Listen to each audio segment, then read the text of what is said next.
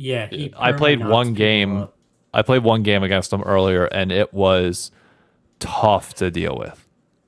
Man, it's like a championing with a revive and a dash is hard to deal with. And a perma knockup. Apparently, if you finish Trinity, he just knocks people up infinitely. It is. Wait, how? I don't quite know. Uh, they had to have just screwed up making him. I'm not gonna lie, I don't actually know his abilities, so I'm gonna. I didn't know I his would abilities assume either. it's a What's his name again? screw up by Riot. What's his name? Zahen. What's the champ? Yeah. The Zaahen.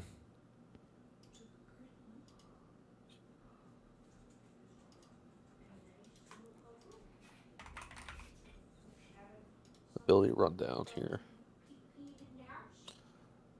And some bonus attack damage per stack is already, and a revive. That's so stupid. Paul's gonna be so good with him. It's gonna be hilarious. I can't wait. So deals actually The support role. So it's his Q. His Q knocks up. It's very frustrating. People are already playing him support because that's my thing. Because I do like that they made him similar to Zinzo. I do think that's like a cool tweak. I like his ult. His ult's pretty sick.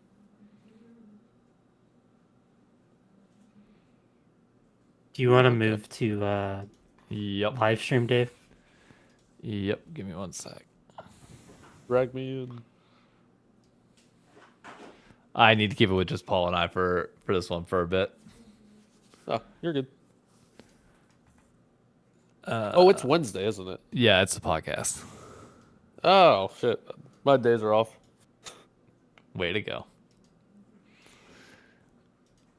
Oh, there we go. Let me pop this out. Oh, I just realized I got to turn off my camera on the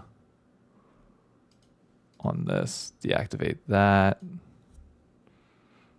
Bang.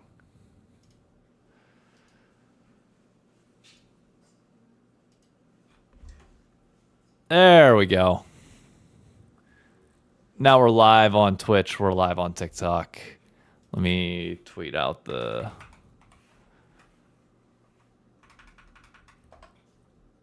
stream. And then we're good to go. How you been though?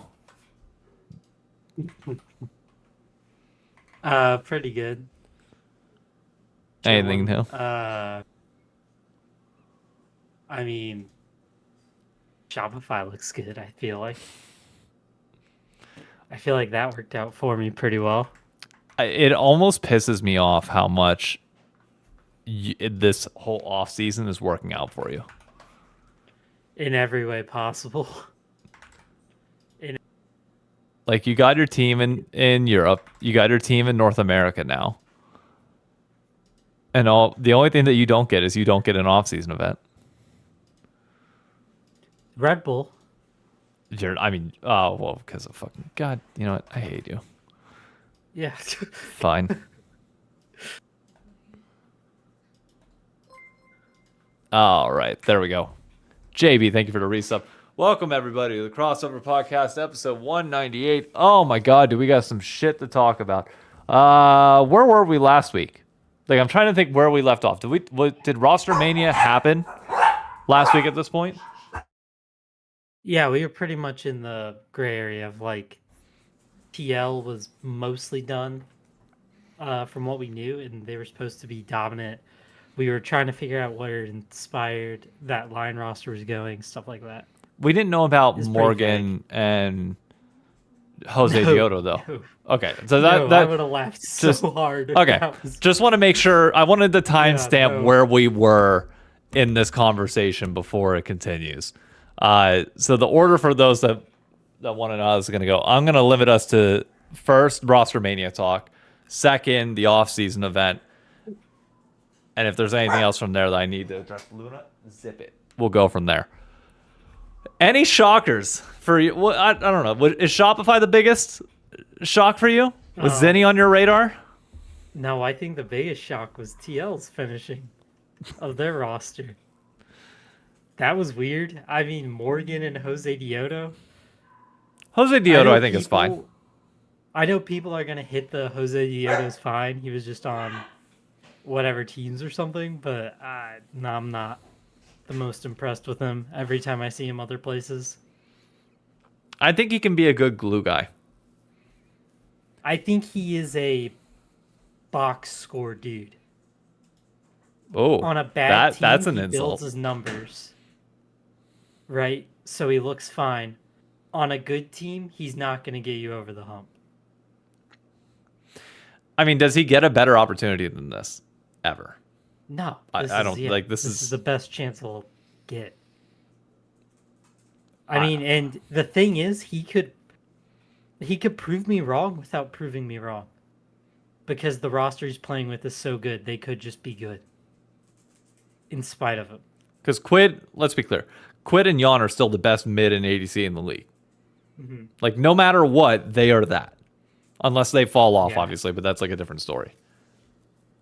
I mean, I guess to be fair to him, I'll say he's better than Umti and Yuji. I would put him better than... I put him more stable than Umpty. I think Umpty's highs could be pretty high. But I think Jose Dioto's floor is not going to be as low as people expected. I'm surprised that they didn't keep you. I thought Yuji Dokla was a given. Like, the second it wasn't inspired, I thought that was a given. And the fact that it's like, obviously, the second they go domestic jungler, they're going to go import top. We'll see. Yeah. I'd be lying to you. Like, I thought TL was going to win my heart with this roster mania off season. And then they pull shit like this. And I got into it yesterday with chat that I'm not happy about it. I really don't like that Dokla does not have a team. Legitimately pisses me off. Which I get is part like circumstantial by the fact that obviously, it's not like any other top team was replacing their jungler. So like if it's not TL, it's obviously nothing. But like, or not nothing, but like it's a much inferior. It's not a top 4 team if he's not going to TL. Yeah. Of all the people to replace him, it's like Morgan. I don't know. Yeah. Morgan just doesn't make sense to me. He's not young. He's not like this crazy, like, talent, He's like Castle, I feel like would have just been just as easy in order to hear. And I think Castle honestly is known like quantity to be a good top just on a bad team. Like my thing is if you're willing to make the argument that Jose Dioto was just being held back, how do you not make that same argument for Castle? Yeah, for Castle. I think that's, that's probably the best argument that I've heard so far. Because, like, my thing was, like, my logic behind it, how I validated it earlier was TL needs a glue player in the top lane.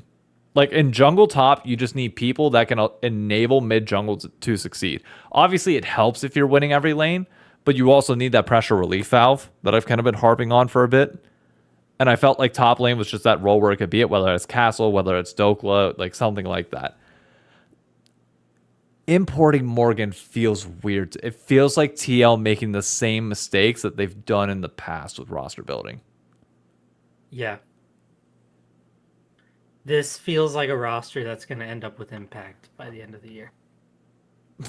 Oh, God, that would kill me. There's no... Well, no, yeah, they would pick up Dokla before they pick up Impact.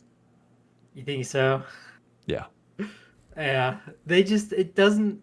I don't know why this roster doesn't give me good vibes the way they finished it out. I heard people come in and say, oh, they're in a win now mentality. How do you end up with Morgan and Jose Dioto? I don't get that percent. Like, sure, you have great players in Quid and Yawn that you do want to win now, but I don't think, like, I win now does not mean you then say, okay, we need to play it really safe with these 2 picks then. Mm-hmm. That's not how you win now. You want stability, but you don't play it safe.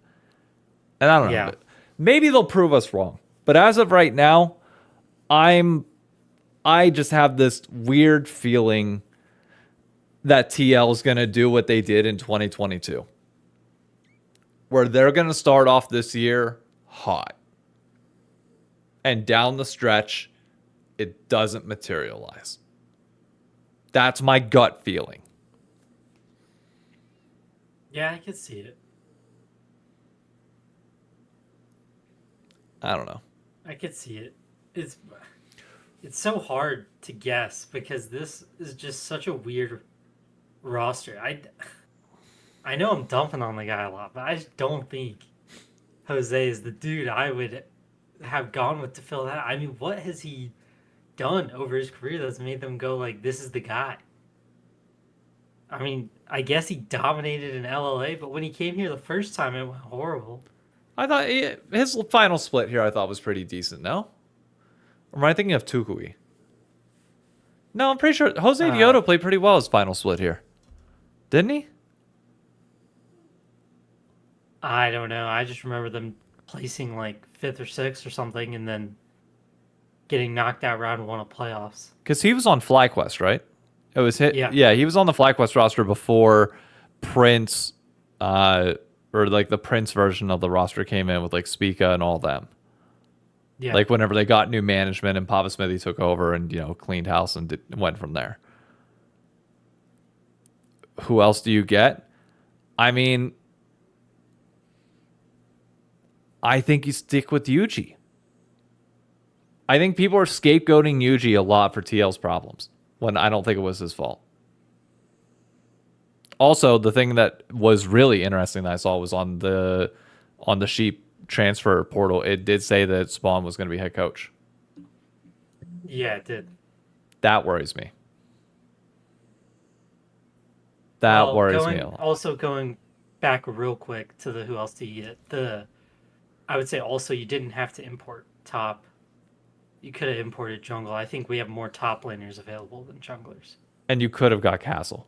Castle was free on the market. True. Like Yeah. everybody else from DSG is gone but him. He's now literally trapped in hell. Like, Yeah.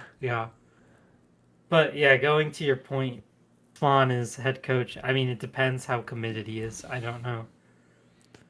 I mean, it's not that he's not saying committed. You have to throw your family out the window, but if you're not there, you're not committed. It just is what it is. Like, you can put in 1,000,000 hours as a manager, like a manager of anything. If you're never showing your face and always doing it from, remote, and if things ever end up going bad, it's really tough to turn things around. You can do it when things are going good, but in sports, it's like unrealistic to view it as good because it's not like a normal company, Yeah. where you can kind of get away with it while the quarters are going fine. They at least got Spooks, but I don't know. Yeah, that is a good pickup. Spooks, I feel like, is the Quid Whisperer more than anything. Yeah, I mean, that's a good way to say it. Kind of And just is. low-key, that dude, I don't know how he's not a head coach somewhere at this point. Same. I mean, to be fair, would you take a head coach job at Sentinels or not Sentinels because Golden Glue got Sentinels? Would you take a head coach job at like Dignitas or would you take an assistant coach job at TL? I guess, yeah, you take the assistant coach job at TL because if you show off and you know that your head coach is remote, good chance they put you in. Yeah. Good. I mean, We'll see. it's not impossible. We'll see. I'm not sold.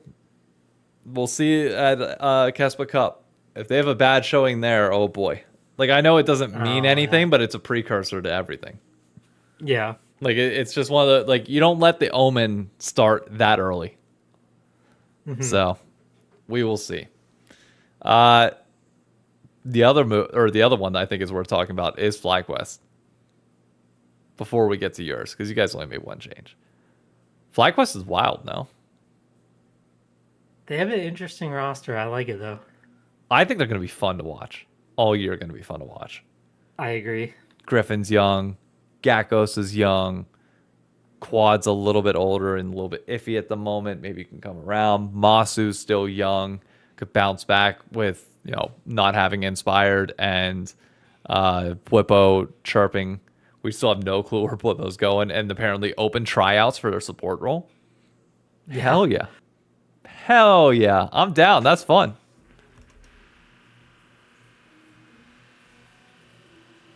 Yeah, I think they were one of the more interesting ones. Griffin really excites me about that roster. Griffin with Thinkard. I am kind of worried about Quad. I don't know.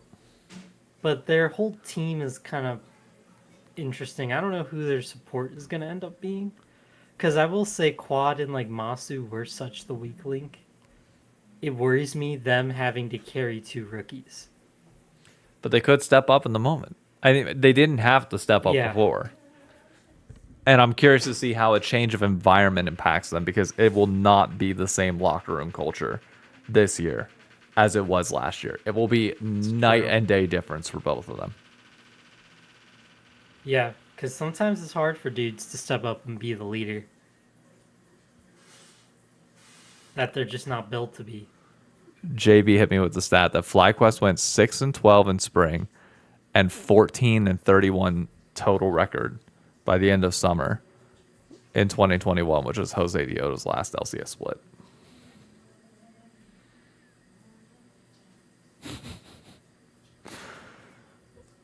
Yikes. Okay. Yikes. We'll see. I mean, that wasn't a good roster. I'll give him No, that. it wasn't a good roster, but we'll see.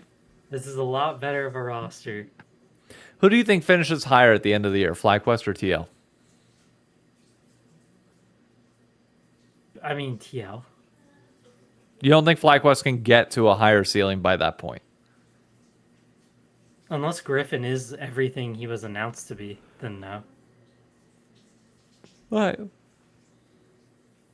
I was just curious. Because technically, No, yeah, I just like don't have if a you're lot of putting faith them in in a head-to-head matchup, do you take Gackos over Morgan? No. I would. Griffin, I think, is on par, if not slightly better than Jose Dioto. In terms of where he'll be by the end of the year. I just don't know if he would be or not.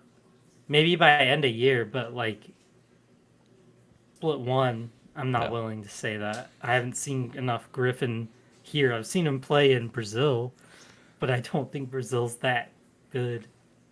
No offense to Brazil. Not wrong. And then I do think Core JJ over. I mean, we'll have to see who FlyQuest brings in support, but Core JJ had a rough year. Core JJ is better than no one at all. Yeah, but like, what if they get like a young? Times. What if they got like a young Biofrost type that just comes in and gets the job done? Like, Core did not look good last split. No sense denying that. No, he did not. He did not. So we'll see. And Quid, I'm interested in how Quid does on this type of team. I mean, maybe this is what you need, though, because I know, isn't Jose Dioto pretty aggressive? He is, and he's a little bit more like of a laid-back person, to my understanding. Like, aggressive in game, but laid back in terms of personality. Yeah. Maybe with Core and Jose going aggressive, that unlocks Quid to just feel the need to press the issue. Yeah. Because, I mean, that's when Quid's at his best, is when he's just putting pressure on you. Yep. I just don't see how Fly could hold up to them. I need to see a lot from Quad and Masu. To be fair, I think this is a hypothetical world where I'm, picturing FlyQuest leveling up to their most and Team Liquid running into their problems. Like I'm painting a specific scenario when the inverse could obviously happen. Yeah. But I'll tell you who my summer favorites are as of right, or not my summer lock-in.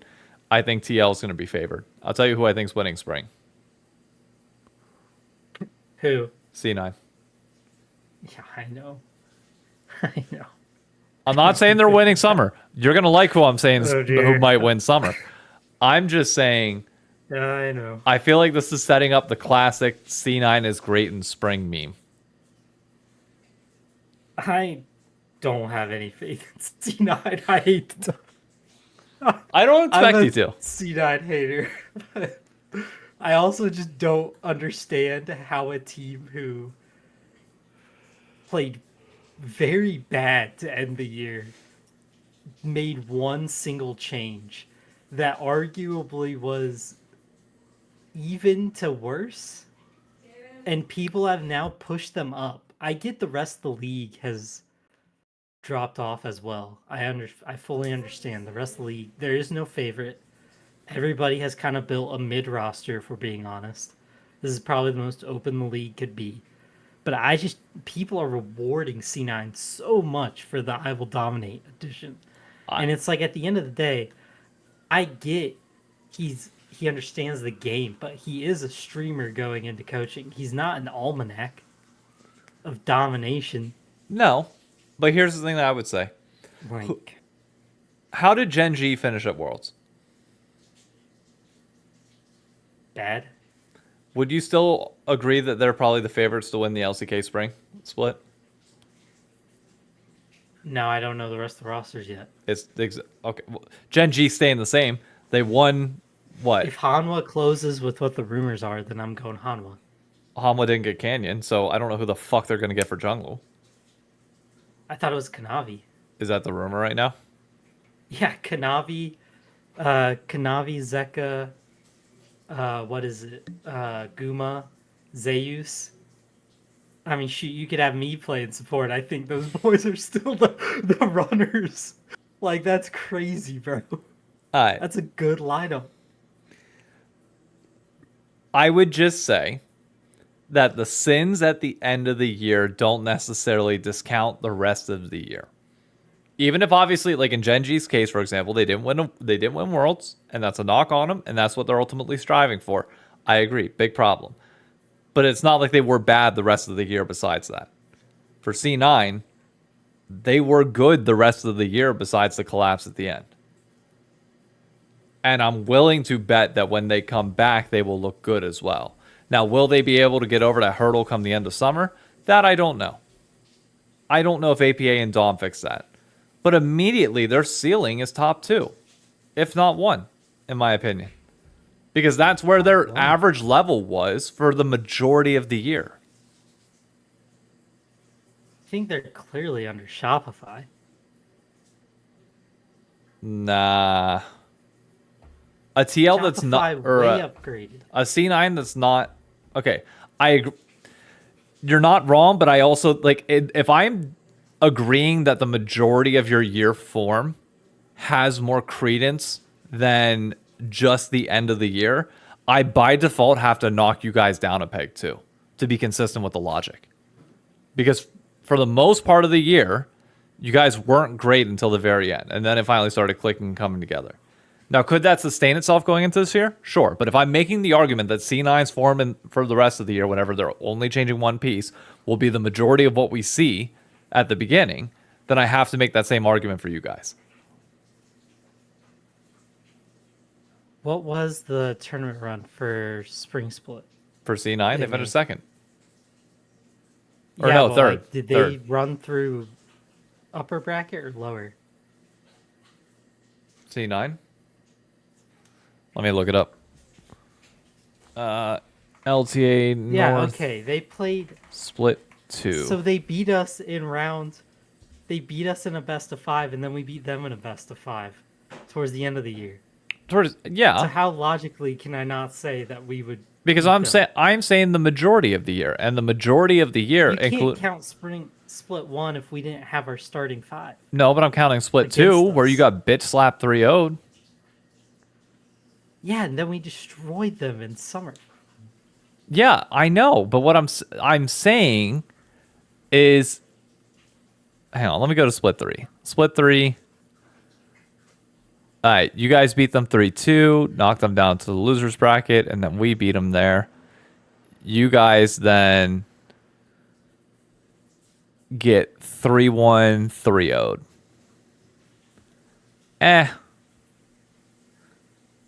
Nah. I'm willing to say the C9 is gonna have form by the end of it or going into this year. I think I stand by my statement. And they didn't get rid of their worst player. That I'll agree with. That I will agree to the downgrade. We got rid of our worst player and Sure. upgraded him massively. Sure. I will give you that. Like C9 literally went, okay, you know what? This guy literally made such a bad play in spring that our team mental boomed for summer. But we're gonna keep it going. And then one of your players gives up and says, I gotta go home for family stuff, whatever. And that happens and they go, okay, instead of like realizing maybe we shouldn't keep the other guy who's also really bad and kind of blow this up a little and let's move. They're like, we're going to make one addition and add a coach, fire our head coach, but promote the assistant coach who was slowly taking on more roles anyways and probably was mainly their coach then. And all they did was like promote from within. And Dom was coaching there anyways towards the end of summer. Partially. Yeah, they Same anything. same argument that you made about Spawn, where if he's fully committing now and he's fully in person, which he's gonna be, it's a world of difference, is it not? He was in person at the end. He wasn't At even the virtual. end, He was we both know from low budget LCS. Congrats at the very end. That's the culmination of a whole few weeks worth of shit compiling. Yeah, we'll see. A team that has problems with arguing with each other added a guy who's known arguer, rage baiter. That'll really fix their problems. We'll see. We will see. Only time will tell. But the other one, okay, so we have you guys and we have Lion as the other two. As like the big five, I would say. Like the top five of the league. Good point. Butter my two she made. What is a narrow? How many narrow teams have actually been good to give you this confidence? Golden Guardians 2023. How long has a narrow been in the scene? Echo Fox 2018 was when he started. And you just named one team for one split, bro. Echo Fox Spring. I don't know what he did after that. I can't, like, I'm not as familiar with his coaching. Echo Fox Spring didn't even, what they placed, like, end up at third. Top 3? Third. Above you, motherfucker. Third. Above you. Okay. You couldn't even beat Hakuo Thresh. Don't be out here chirping a narrow in that situation. He got third, and then he peaked also at what? Second or first? Second with Golden Guardians, yeah. And then and I'm now supposed third. To sit here and be like, man, he's about to run a team that looks like they could be first. I just don't buy it. I'm saying he's second. Not a winner. His teams aren't winners. These guys haven't been winners for a long time, and you're calling them winners. If I'm giving a predictive thought on where they could peak, it would be in spring. Like if I'm I'll give you my full thoughts. If I'm predicting the 3 winners of the year, assuming it's all different teams for lock-in, for spring, and for summer. TL wins lock-in, C9 wins spring, you guys win summer. Fair enough. I mean, That's my prediction. Yeah, That's my. The odds of people winning all of them is very hard. I get that. Very hard, but also I just genuinely think that you guys. We've seen how you guys can play with a dead weight on the team. Assuming you scale later into the year, which is what you did last year, your ceiling is going to be exponentially higher, and you can pull it off of these. Yeah. And I'm also struggling to buy into the idea that Zenny is just going to pop off from the jump because, like, no, it's pretty rare Korean import does. No, I'm assuming he has the quit timeline. That's my guess. Usually takes a split or two. Yeah. I hope, to be fair, I hope he does the quit timeline. What I don't want to see from him, not that I don't want to see it, but what tends to happen is obviously, they come in, they dominate the first split that they're in there, and then the fall off happens, over the course of the next year and a half, give or take. But I would rather see the Quid one where you struggle a little bit at first and you overcome adversity and you overcome some of your problems and your mistakes that you're having and then hit it at the right time. That's what I'd rather see. And I think that also a lot when you overcome adversity, that gives you more of a reason to stay versus that dominance that eventually falls off that feels like it spirals into, hey, time to go back home. Yeah. Do you see who's in It's chat? tough. Yeah. But even with my C9 hate aside, it's just so... This is a tough one to call people for splits, bro. I know. Everybody built like a team that seems like I can see an angle. Like TL, I can see an angle. I mean, we haven't even talked about Lion. I'm I not. don't really think the I'm not Lion sold roster's online. bad. You're not? No. Not at all? No disrespect to Isles in any way, shape, or form, but Isles? What about Really? Zamuda? Sure. Zamuda could be great. I saw C9, Zamuda inspired Saint Berserker's pretty nice. but could also tilt off the face of the planet.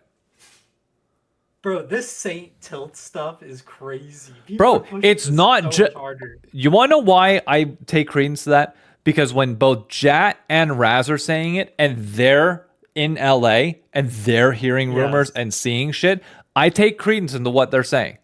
When I say it, know. sure. I'm just saying, everybody's now saying it so much louder. Like, the second Lion got put on the map, I think people are just salty inspired went to Lion instead of TL. No. Because the second Lion became a big deal, everybody started talking about how, I don't really know if Saint could really be that guy. I think he tilts a lot if you look at it. And it's like, okay, bro. Like, you just really didn't want Inspired to go to the one LLA team. Let's be real. Yeah. Like, I get it. But also, like, am I crazy to be like, who wouldn't tilt on that roster? He was the only one who looked good. You're not wrong, but I think the expectations are now elevated. You know as damn well as I do we how... don't know what he's going to do with this good of a roster. Sure, and We it haven't could... seen him on one. Sure, we're guessing entirely, obviously. Like, it could go incredibly well. But at the same time, in the same way that we're pointing out some of the flaws that other rosters have, like TL's got their weaknesses in top jungle, you look at this roster and say, okay, Saint was very hit or miss. And we've seen Inspired just throw players under the fucking bus the second he doesn't like them. And then on top of that, like, Ayla, like, I'm sorry. I've seen some of the plays that Ayla's made that are just like, what the fuck are we doing in this moment? Like, it, or not Ayla, fucking Isles. Same thing. Both of them in like the same category where the great moments look great, the moments look a little sketchy. I can see a world where Lion finishes first. I can see a world where Lion finishes like 5th, 6th, easy. I can see one of those budget rosters upsetting them if they're really like spiraling down. Isles was on Dig though. Isles was also on Cloud9. Granted, he was on the Cloud... Correct me if I'm wrong. He was on the Cloud9 Fudge Mid experiment, no? Fudge Mid with Summit Top, Blabber, and Berserker? Yeah, it was Berserker's first split, I think. Because that was the whole win some miles thing. Yeah. I mean, I guess I just have a lot of... I have a lot of trust in Berserker for whatever reason. That's gonna be so interesting. I have zero clue what to expect from him. Yeah, I just assume he's gonna come back and kill people. He could, or I'll tell you what I'd be doing. If I know Yawn would never do this because he's not much of a chirper, and unfortunately neither is Masu. So when I'm looking at top teams to be able to chirp him, unfortunately it's probably just Sven. But if I'm Sven, I'm saying, hey, buddy, you thought you were so good that you could go over to the LCK. You finished in dead fucking last. All right? And now you're coming back here.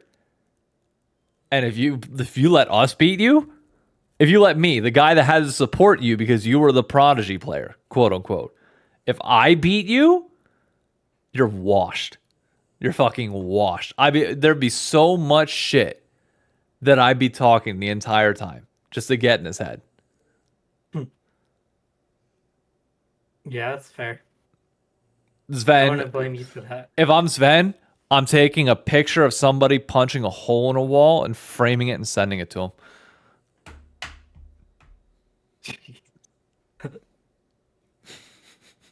I can, from firsthand experience, tell you that Sven taunting a player doesn't work out for his team in the end. You're not wrong.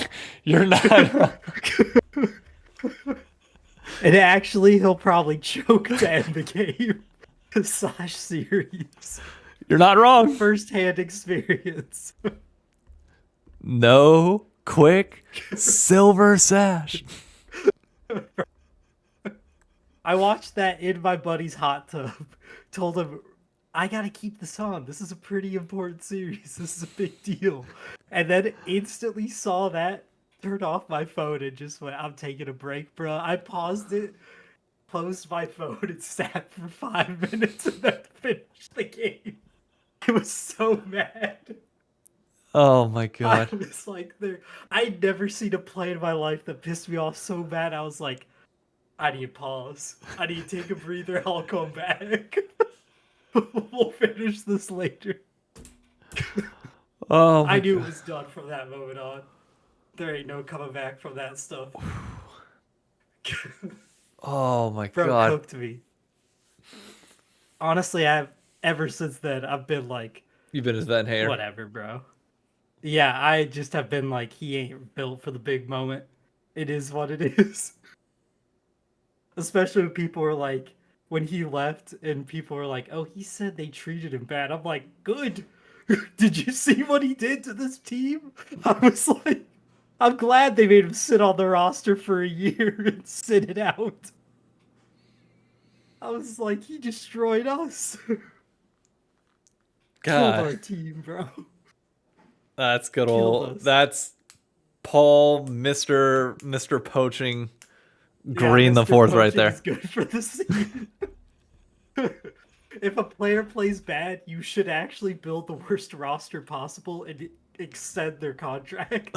You should make Just them to piss finish them it off. out. Yeah.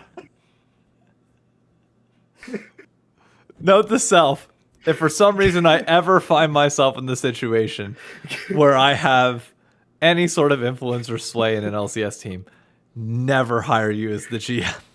Yeah. Never. Bro, if I had it my way with Shopify, I would have extended Palafox and then fired the other 4 and built the worst team ever.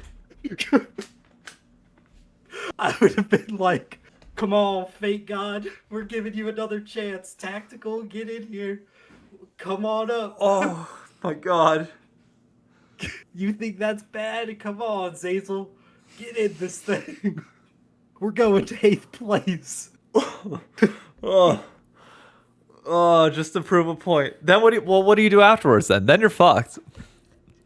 Or are you just signing everybody to a Then you 1-year can deal? rebuild. You saved all your money for a year, so you just carried over to next year, rebuild with all your money. Then you build a spite roster the next year. Then you build the one that wins. Yeah. Oh no. We can't ever let you man. near a pro team. We No, can't. no, You would destroy the league so bad. Yeah. But the worst part is I'd be standing there with a camera the entire time and it would be such gold content. Yeah. It would be so good. I would spend no money and spend that whole first year like just finding VCs. And people would be like, he hasn't been to a single game all year. I'd be like, you guys got this. Putting in like 4 collegiate players. Like, just keep trying, guys. You're doing great. And every day I'm going to like lunches and Starbucks meals and stuff going. So anyways, it's a great business plan. Like, this is how we make money. So basically you're doing what Lion did last year. 100%. I was about to say that. I would pull a Lion. Just all of a sudden, hey, by the way, we're millionaires. All right. We know we didn't make that clear to you last split for reasons unbeknownst to us. But Yep. now we just want to make it very well known that we have money and we're willing to chuck it. Yep. And didn't they even like last year? I thought they were talking about going bankrupt. Was it them? I know Sentinels was talking about that, obviously, Yeah. but we haven't even But I got to was them. like, oh man, they were all these problems. And Lion was like, we're fighting, we're infighting, blah blah blah. I know Stroll was having the same problems, and everyone was like, these LLA moves, man. And then all of a sudden, Lions is like, and they're like, here's all the money in the world that you've ever seen. They were just like, so the money problems, never heard of her. And they just went, here's a bunch of oil. Lay it all We out. did whatever we full could. full like they walk into the Riot Game studio, the flags are all sitting there, owners meetings happening. Papa walks in, Steve walks in, Jack walks in. They're all like, hey, we had to take Esports World Cup money. Times are a little tough. Salaries might drop a little bit, but ultimately, like we're gonna rebuild this thing from the ground up. Lion owner stands up, stack of hundreds, money spread straight up the arm, says, "Fuck that," and immediately goes out and just grabs Inspire by the hand and yanks him over to the fucking facility with him. And it's like, "You're coming with me, bitch. You're coming with me." All I'm saying is we don't have confirmation that Team Falcons and Lion are in partnership right now. And it's just We've never incredibly seen them in the quiet. same room before at this We exact same haven't time. seen them. And they competed in the same tournament where you can't have a duel, like 2 teams in it. That's all I'm wondering. That's about it. Okay, Papa Smithy's given the rational answer. But it wasn't clear if it was money Yeah, problems he or is. fuck that. They were hiding the money. All right, that's the narrative I'm sticking with and going with. They were funneling that shit under, waiting for the moment that they could just strike. But Also, there's a real chance that they just realized year one in, like, hey, we can keep running LATAM players on this team and losing and trying to keep that fan base, or we can just toss that to the wind and try to win. no. Like, I think some things you just gotta chug out and go, whatever, brother. Yep. We're after the W. Welcome to Paul Green League of Legends. We spend money and we think about the problems later when we go out of business. When we file for Chapter 11, that's when it matters most. Or you do even dumber than the Paul Green method and you're Sentinels and you go, we're joining this league, and then our CEO is going on a podcast and saying, that league's stupid, you'll never make money in that one. Worst part, it was a Terra co-stream for Valorant. Was it really? Yeah. Wasn't even a That's podcast. so bad. He just dropped that on a co-stream about one of their games. Yeah, he said that was the thing where he Oh. said like the League of Legends off season or the state event of North American League of Legends is worse than the state of North American Counter Strike. Jeez. What a banger of a line. I knew instantly they were off your list. They're I still was on like, it. they could still be on his list, but they're off his list. They're still on my I was list. like, there's no way. I know they're on your list, but deep down, I have no expectation of you. And I ain't gonna cap. Let me pull up this roster again. Let me type in Sheep Esports /transfer here. You're telling me that you intend to cheer for, let me check the notes, Dark Wings, Rahel, and Huhi? They got gold and When blue. you have the choice between FlyQuest or TL's rosters, or C9's roster for that matter, I can mock them all to the end of my life, and I would take any of those over the 3 things I just read as the other core. It's not about the roster though. It's not. It's about the culture that's being set, which is arguably worse than the roster. I was about to say the culture of so our culture is we don't have a slot. We bought the other team who doesn't have a slots team, pretty much, and a coach. And we don't intend to win. We're already telling Sheep Esports that we have budget problems, and we're a known budget problem org. And everyone said, why did they let them in? They always have budget problems. And we instantly off the bat went, yeah, we have budget problems. They weren't even 5 minutes into the league. These boys haven't played a game, and they can't even put together a roster, bro. It's crazy. Nuts stuff. Oh, Bro, but I mean, it could be worse.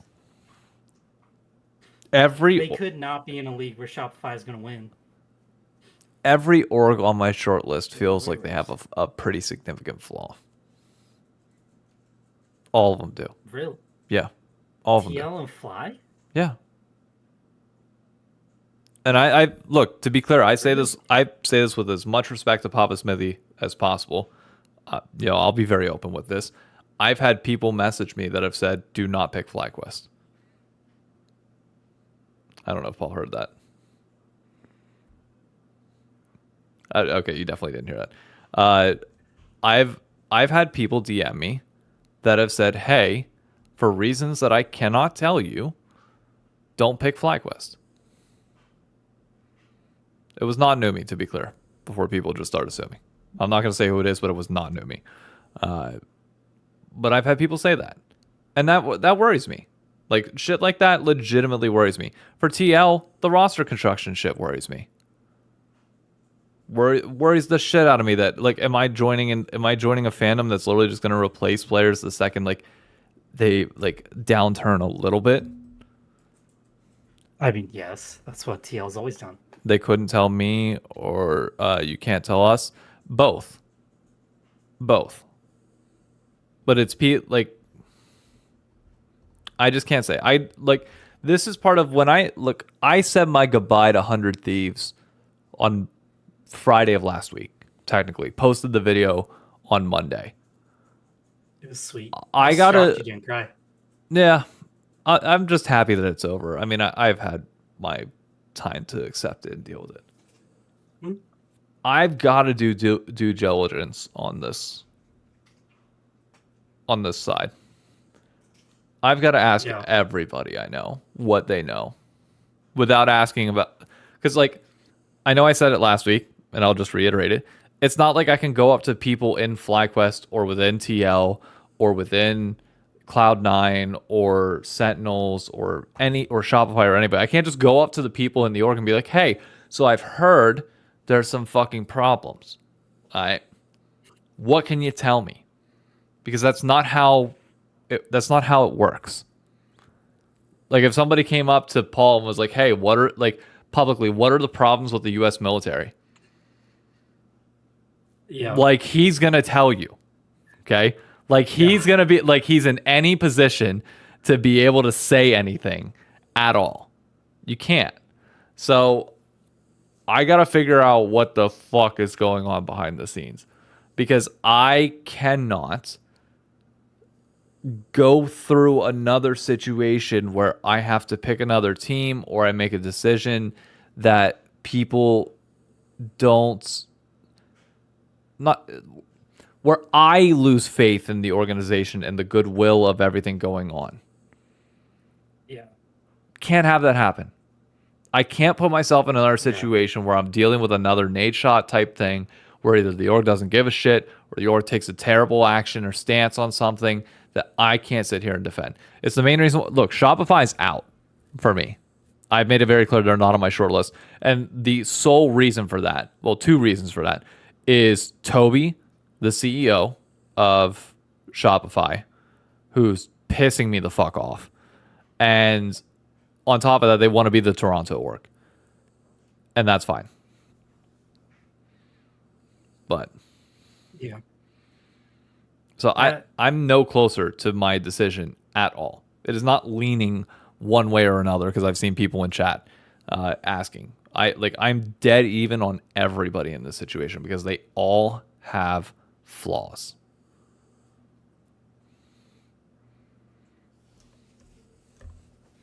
Yeah, that is all fair points. I didn't think you'd actually drop points for all of them that were so strong. I thought you were gonna drop stuff that I could be like, is that really a problem?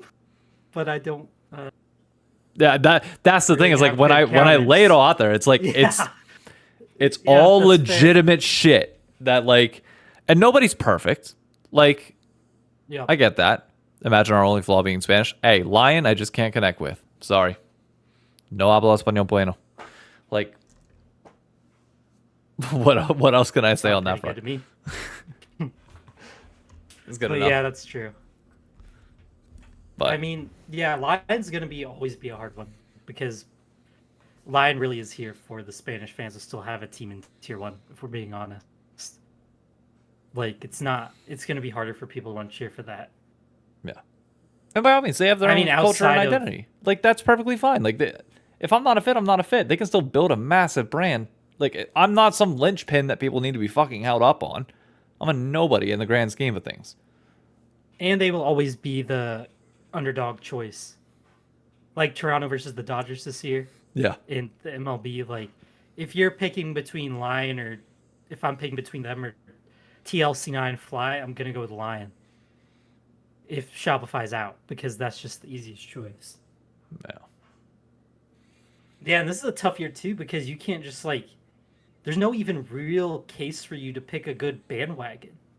No, there is no bandwagon. Like, it's good in the sense you can't bandwagon, but it's also tough because you can't just be like, wow, this team went all in and I want to win year one. Like, here's the choice. Like, you could look at 5 teams and probably be like, there's a case to be made. They could win. Yeah. Well, maybe not 5, 4. No, I'd say 5. Is it 5? I think it's 5. I think it's C9, FlyQuest, TL, Shopify, Lion. Yeah, it is. It's 5.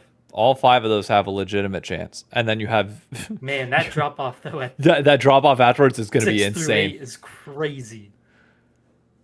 That's tough. But They the really can't do a last year format. But there's so many good players open still that you could build something that upsets like that 5th, 6th spot. Think about players that don't have teams right now. Yeah. Dokla and Blippo in Yeah, the top Whipple's lane. still out there. Yuji still out there. And you have some, like, you can take a chance on some tier 2 talent. I know people were meant to, like, Cryogen or something like that. Was a jungle that a lot of Oh, people I were didn't mentioning. realize Castle also re-signed with Disguised. Yeah. Honestly, I Castle would break go hard. I would break verbals for that. Whatever verbal Say, agreement he has, Castle if he goes up to somebody else and is like, hey, what about something different? But like, You don't think Castle Blippo would be fun? Blippo jungle Blippo Jungle? Yeah. could be, yeah. Castle Blippo jungle, and then you put in FBI Ayla bot lane, and then whoever the fuck you want in mid. That's decent. That's decent. Yeah. Where's Impact? We have There's no something clue to that. for Impact. Impact is probably going home. Or to the military? I have no clue. Yeah, I don't know. I do not know. But I did look Yeah, that's tough. for DSG. I think they're fucked. If I'm being honest with you, I mean, yeah. these yeah, one they're cool. these 1 year contracts are going to be the end of them. And I get there's nothing they can do. It's going to be impossible for anybody to sign them long term. I liked your fix idea. Yeah, Here, the like, 10 give it teams. 3 years. If you win, you get 3 years. It would And require it's 10 just teams. a rotating 3. Yeah. Well, it doesn't require 10 teams. We could grandfather in Disguise for 2 more years and then make Sentinels play for their spot. You could. And then put in a 9th team just to be weird. Have a 9-team league. But That would be fun. you just have to make sure somebody's playing for that promotion relegation each year. You got to make sure that's Yeah. Even though it invites Yeah. its own problems. And I know people are like, oh, get rid of promotion relegation, bring back academy. I don't think there's a good fucking answer no matter what, but that's a whole different argument for a different day. Oh yeah, Spica's still out there. I keep forgetting that. Spica's not coming back. There's no way. I don't think he is. I think his career's over pretty much. Yeah, I think it's done. Unfortunately, just is what it is. I think if Spica wanted to be playing that bad, I think he would have he would have joined a tier 2 team in summer. Yeah, real team instead of the streamer team. Yeah, he would have picked somebody. He could have went with TF Probably Blade. would have just gone with TF Blade. Yeah. Yeah, About the same thing. but he didn't. So we'll see. XU's a free agent. Yep. XU also a free agent. Definitely a gatekeeper of the league. Blocker of the bottom 8, but definitely not much far above 7th or 8th in jungle in the league right now. Yep. But I saw the comment earlier in Twitch chat. Well, is there anything else roster-wise that we got to talk about? I know nobody else has really announced anything. Like Dig, DSG, and Sentinels are kind of all up in the air right now. So there's really not much to say.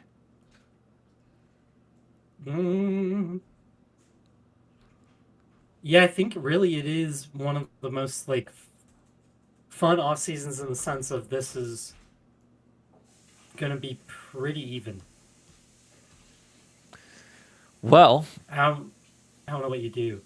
the good thing is we get our first taste of 2 of these rosters way earlier than we thought we would. Yeah. So for those that don't know the news, the Kespa Cup, which traditionally was just an off-season event for the LCK, has been extended to include 2 North American teams in Cloud9 and Team Liquid, as well as a all-star team from Japan and from Vietnam. It will be streamed exclusively on Disney+. It will not be on YouTube. It will not be on Twitch. But that means we will get to see C9 and TL against some combination of LCK teams, because for those that don't know, the Kespa Cup, it's not every team at full strength. Sometimes like teams like T1 will play some of their tier 2 players. You might occasionally see some of the starters play, and by all means, but it's a fun tournament, period. A lot of downside if North America gets bitch slapped. A lot of downside there, but I think worth it. No matter what, I think it's worth it. Yeah, it's just fun to watch. Yep. If you're overreading into the Kespa Cup, you're out of your mind. Which I know people will. Oh, I absolutely will. If C9 loses, Yeah. you best believe I'm holding it against them. You couldn't even beat tier 2 I already teams. said, yeah. I already said I'm gonna have my cup of hot cocoa, and I'm gonna be sitting there chuckling every time they lose to some tier 2 Korean kid. I'm gonna be like, gonna just be laughing. Imagine a world though where both of our teams finish top 4 though. Yeah, it's I entirely can't imagine possible. that. It's entirely Terrible. possible. If you're Gosh. playing against a combination of tier 2 and tier 1 talent, entirely possible. Yeah, if C9 does well against a bunch of tier 2 Korean kids, I'm gonna be very sad.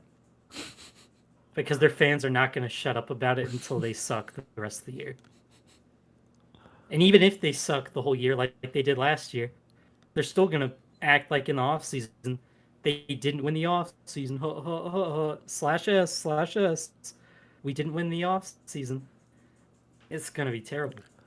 Lunar said that Kespa, gosh. I don't know if this is going to be the case this year, but in prior years, Kespa Cup would only allow 2 players from the previous year's roster. Free agents and tier 2 players can play freely.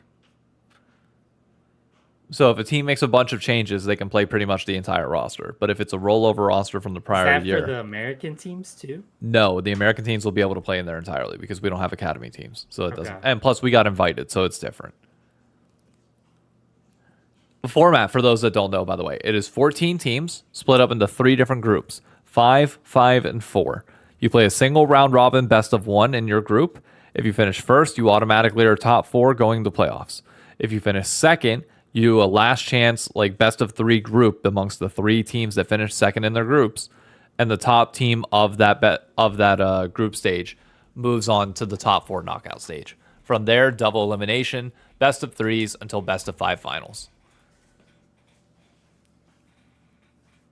That's the format. I hope they get knocked out in best of ones, and we just get to listen to people complain about best of ones forever. It was all because of best of ones. Do you know who won the Kespa Cup the last time it was played? Without looking at chat? No. Morgan.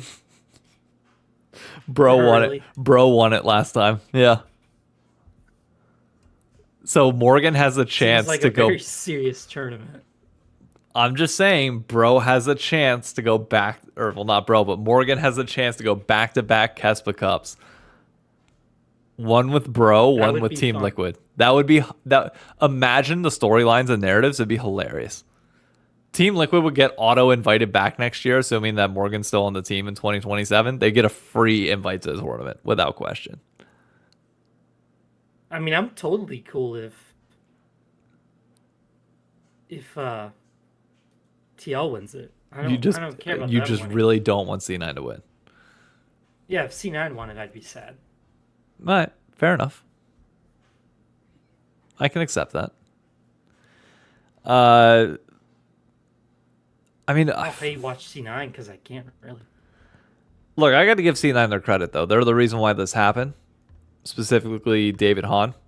So I got to give him his flowers where Okay. they're due. Like, you know, we might shit talk C9 on this situation, but we wouldn't have this event if it weren't for them. So, massive thank you to C9 for organizing this. But I think the biggest storyline out of this is not North America being included in that. I think it's the Disney Plus thing. Which, by the way, is not just Kespa Cup. It's the Asia Games as well.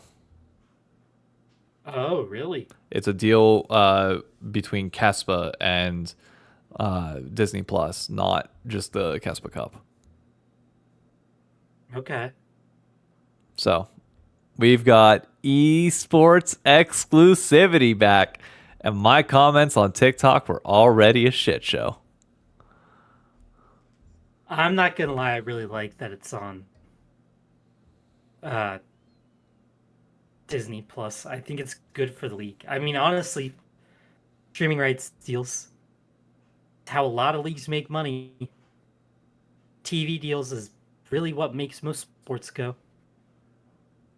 I know, like, a lot of people don't want to pay for their games, but guess what? You can pirate it, or you can pay for the games if you want them to keep being played and the contracts to keep getting paid and all that. I mean, these things ain't free. Like, it ain't free to run the league. And eventually Riot is going to get sick of doing stipends for everything. Well, the stipends will continue to exist. They'll continue. The global revenue pool is never going away, to be clear. But if anything, you want to increase the amount of money that's going in on it, which a media rights deal would. Yeah.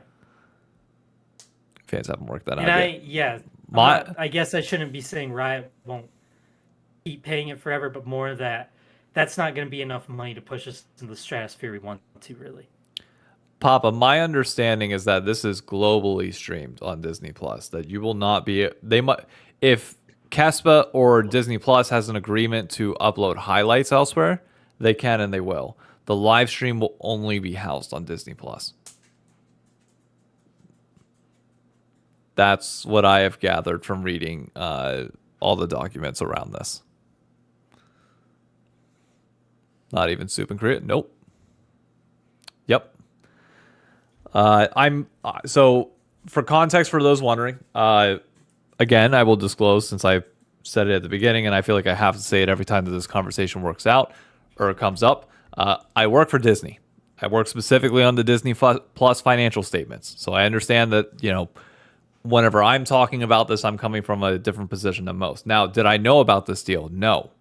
I work on the finance side. This is baked into like a bunch of different numbers that I cannot go into that conversation at all. But I did not know about this until the news article came out about like Kespa doing their deal with Disney Plus, and even then, I assumed that it was just a Korean thing. But because the wording of this is specifically is going to be globally broadcasted, including the English broadcast on Disney Plus, that's why it, to my understanding, is that. Now, I've got emails going out internally asking for, because there were a few genuine follow-up questions that I saw people in the community have that nobody else has answers to, that I'm trying to get answers to. The thing I would note for people is just know that Disney is a company that is 220,000 people deep in terms of our total employment number. If you think that I can just automatically know who's dealing with this, that's a fool's mission. So I'm as I get more information, I'll be able to tell people. I will note I think I said this off stream. I don't think I said it here, but I have to follow up with compliance on Disney's side. Anytime I'm talking about this in any way, shape, or form. Back whenever I did my deal with Verizon, I had to notably run that by Disney because we obviously, like, Disney Plus has a subscriber bundle with Verizon, so I had to make sure that like everything was clear there. For the most part, I should be fine because I'm not using Disney Plus as I'm not using Disney as a company to leverage myself or prop myself up in any way. So I should be fine in terms of talking about this, obviously within traditional standards of like, if something happens, you have to make sure that, I'm not disparaging a product that I work for. Like anything else like that. So like, just know this is the one crossroad that I never thought I'd be dealing with yet. I thought, it might be more of an ESPN Plus thing rather than a Disney Plus thing, but alas, here we are. Yeah. But I'm hoping I can eventually find the right people within Disney to have this pipeline set up to where I can help relay information potentially, at least to the league audience, because I know Disney will tell everybody in general, but like, yeah. It'll be interesting how this goes, because if they're slow rolling this with Kespa, I'm wondering how it could grow. I mean, already in EU, you would think it's coming at some point. Good. Things are getting popular over there. Good. In Korea, you would expect it to come. I mean, Korea's already adopted salary cap. They're getting closer and closer to just pro sports every year. Yep. Even though their salary cap feels... it's more luxury tax than it is. Yeah. It's more like, hey, don't do this. We'll fine you a little bit. But if you have insurance money that says basically fuck you to everything, then technically it doesn't really matter. How rich are you really? And then their teams went, how much is it? Okay. They were like, whatever. Sounds fine to me. Yep. But yeah, I mean, if you are a younger league fan, this is going to seem like the worst thing ever. But this is ultimately how life goes. And right now, yes, this is like the worst time ever to be a pro sports fan because the mix between streaming and cable is going through this weird transition and we're all trying to figure it out. But you will get used to it. Like, this is just how it goes. Yeah. If you've ever had to deal with pro sports and you enjoy pro sports, you've found a way to pay money to watch pro sports, or you've been buff streams, crack streams, whatever you're doing streamiest. Which we don't support here. Yeah. To be very clear. Yeah, I don't use them because... Good. I mean... Nope, I just don't use them because my bread's right, but... You don't use them, period. Other people, yeah. Yeah, right. Yeah. But...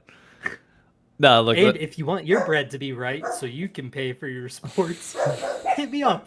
I will get you a job. That will get you right. Oh God. No, the thing that I wanted to add on this was it was more of a TikTok comment thing than a YouTube comment thing. But I could tell it was like, I know the age skews younger on TikTok than anywhere else. But like people that were like, why would I pay to watch League of Legends? And like separate from this particular thing, it's the day will eventually come. It has to, in theory, unless like YouTube and Twitch want to do it. But I don't know. Like again, media rights are like that big missing chunk of revenue. Now, do I think the LCS could ever sign a media rights deal? No, absolutely not.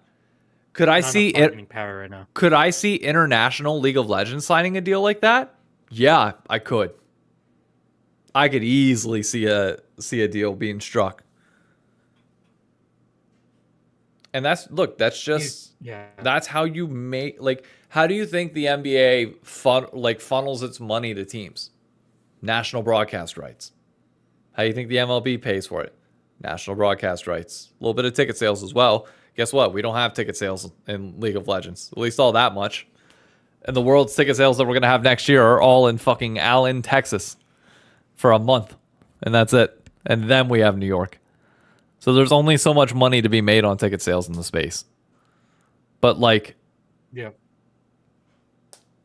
if Riot was smart, not if Riot was smart, I just think the day is coming where eventually esports fans are going to have to learn to pay for shit. Yeah, it's also not, like I was saying, it's just not the end of the world, because this is how you keep something sustainable. And with streaming, it's only going to get easier for them to be like, hey, we want to buy this product and put it on our streaming platform, like whoever does it, right? Peacock, Disney Plus, Paramount Plus, whatever, or Paramount TV, whatever they're called. Yeah. Whatever of them does it, it's going to be so easy to buy the co-streamers.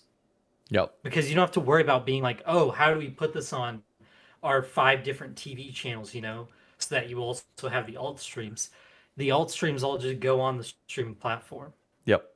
It's not that hard to do anymore. So it is a lot more feasible to do League the way it is.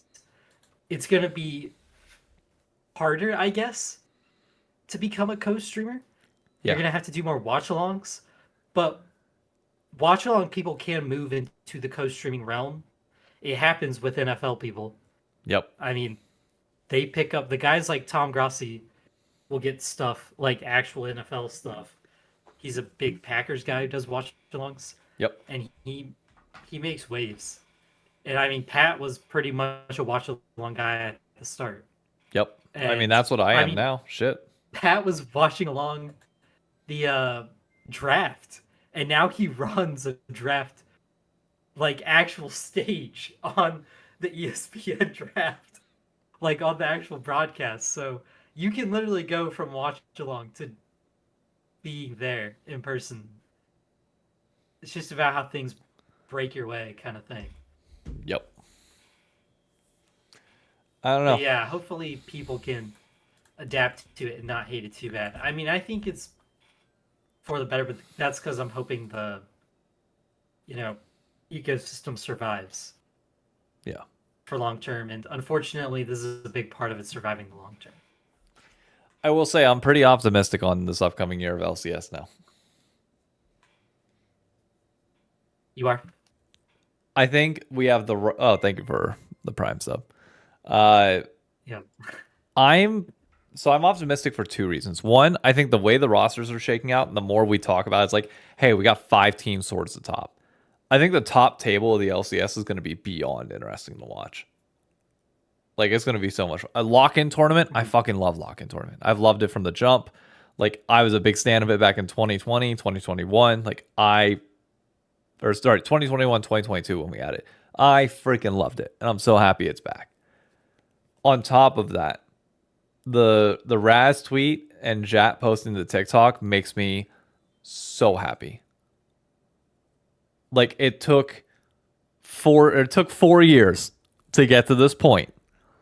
But finally, like, our broadcast talent and crew are embracing TikTok. And thank freaking God.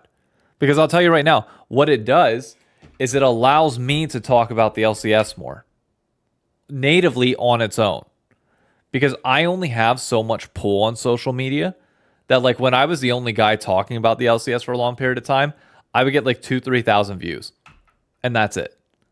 But when you bring over the big creators like Jat and like Raz, who whenever they talk about LCS, even if the numbers are going to be lower than international, where they're getting, 10 to 12,000 views every single time that they post, guess what? Now there's more people that are actively tuning into TikTok. to watch analysis for the esport, which then helps grow me as a creator as well, helps other potential creators grow as well. Like you start seeing the ecosystem start to push itself a little bit more. And I think TikTok is where the culture's at. And as we start to get towards like live reactions there, Twitter continues to do its thing. Like I'm really optimistic with the direction of where everything is kind of headed on the personality front, in addition to the on the riff stuff, that I think we could potentially be in for a really, really good year next year. I can feel that. Yeah. I mean, the parody is going to be crazy. More than likely. I would think. Unless it's just somehow not in somebody becomes that clear favorite. But I do think it's going to be a very interesting year. Yeah. I do wonder who's going to pick up Dom's area a little bit. I'm really curious to see. I have no clue. Not only Dom, but Yamato as well. Like with Yamato You'll now probably going pick to... up a ton of wavelengths. You'll start moving. You've been still moving on, it looks like, on your videos.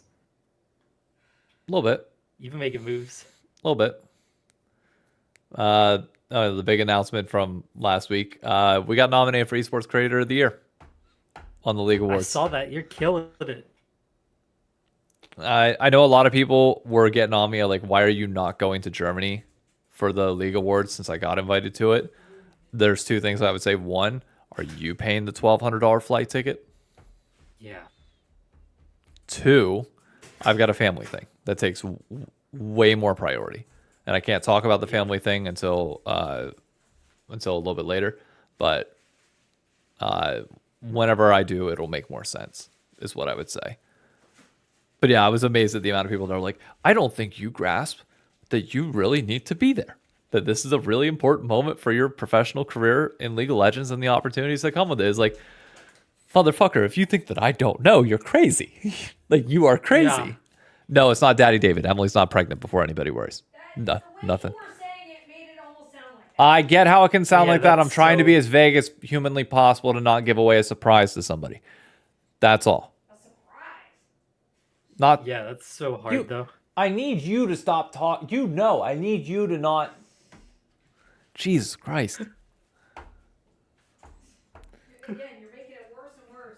Ugh, she's not helping.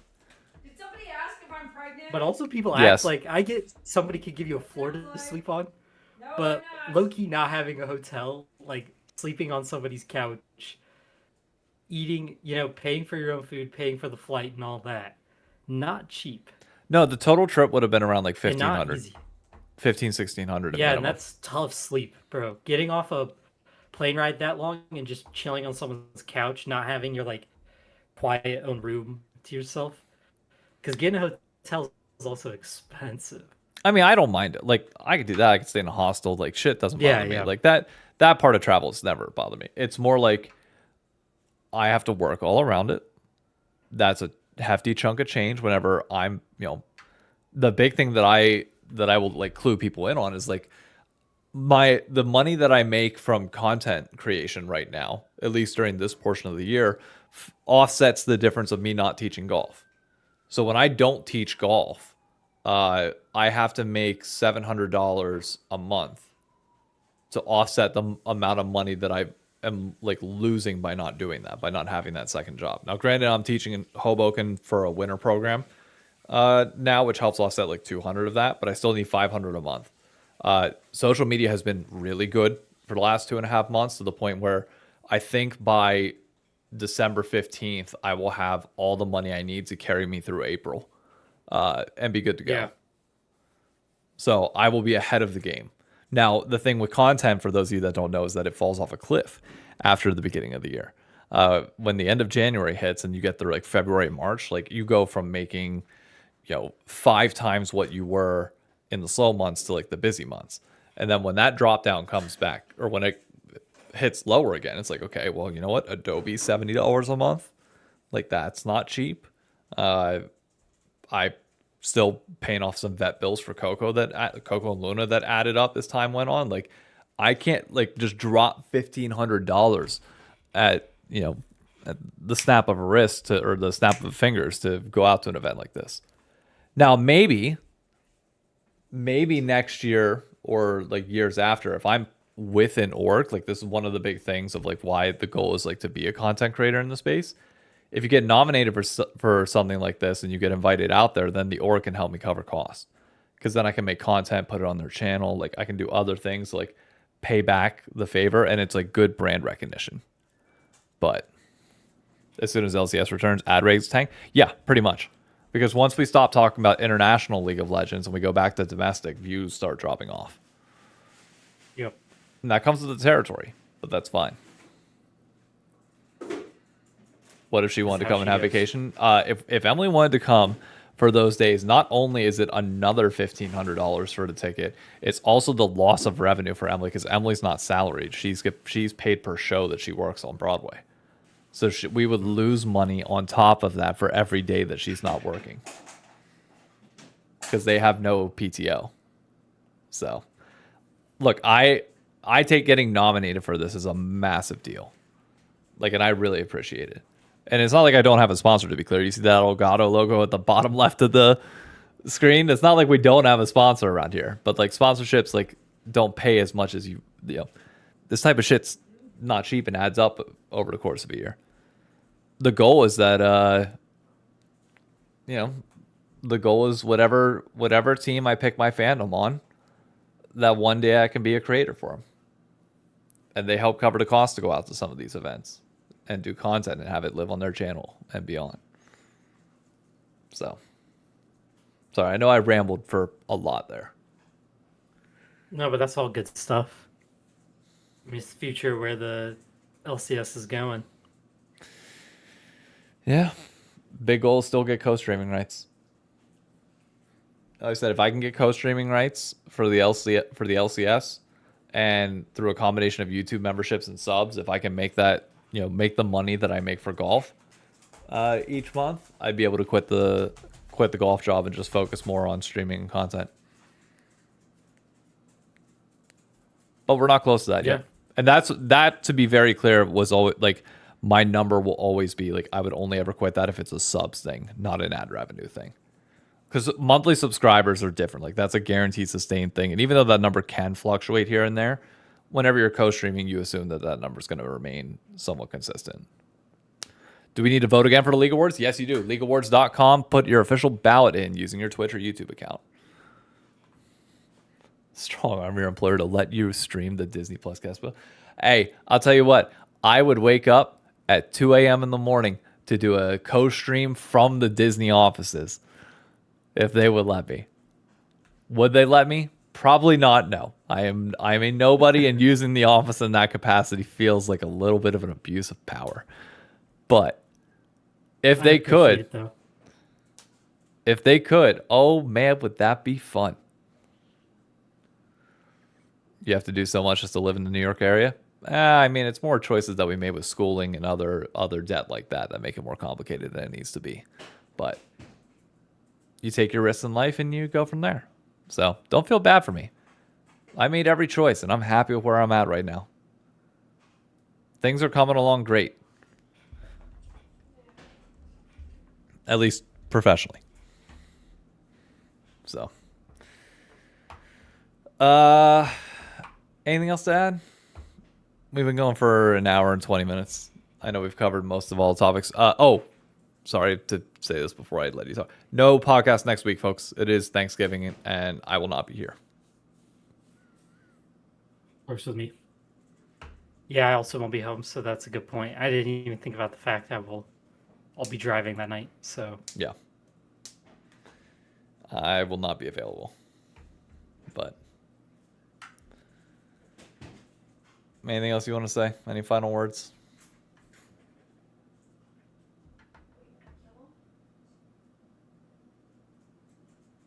Would say Shopify, I mean, looks pretty good. Can't complain. I do think Shopify has a good chance of winning this. Hate to tell people that. Yeah. Others are. I'm excited to go see the second part of Wicked. When are you seeing it? We don't know yet. but at some point. I think we're Emily. We going to see it Sunday? You said Wicked for Good. Yeah. What time? I don't know. Probably like 5 or 6 ish. I'm early, Yep. so Yeah. Well, I We're got going sometime around there. I gotta stop by a Team Liquid event on Sunday. what do you mean? I don't want to wait for you forever. Not forever. I get done with golf at 1:30, so I'll go straight into the city from there.